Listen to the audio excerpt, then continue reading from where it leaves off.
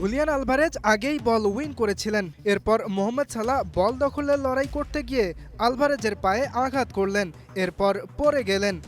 কিন্তু আর্জেন্টাইন হেটার্সরা সেই দৃশ্য সামাজিক মাধ্যমে ছড়িয়ে দাবি তুলছেন মিশরকে ইচ্ছাকৃতভাবেই পেনাল্টি দেয়নি রেফারি।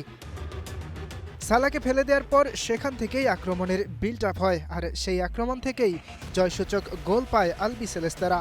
তাই সালার ফাউল না ধরা নিয়ে মাঠে বেশ উত্তেজনাও ছড়ায়। মিশরের একটা গোল বাতিল করা হয়েছিল ফাউলের কারণে। সেখানে স্পষ্টভাবেই এনজো ফার্নান্দেজের পায়ে আঘাত ছিল। রেফারি ভিএআরে তা বারবার চেক করেছেন, এরপর বাতিল করেছেন মোস্তফা জিকোর গোল। তবে রেফারির সিদ্ধান্ত নিয়ে প্রশ্ন তোলা যেতে পারে আরেকটি জায়গায়। আর্জেন্টিনার দ্বিতীয় গোল হওয়ার আগ মুহূর্তে ডিবক্সে মিশরের আরও এক ফুটবলারকে ফেলে দেন লাউতারো মার্তিনেস। তবে রেফারি এড়িয়ে যান সেই ফাউলও। ফাউলের কারণে মিশরের গোল বাতিল, এরপর আর্জেন্টিনাকে পেনাল্টি দেয়া আর আর্জেন্টিনার ফাউল না ধরা। মিশরের বিপক্ষে জয়ের পর বেশ সমালোচনাতেই পড়তে হচ্ছে আলবিসেলেস্তাদের।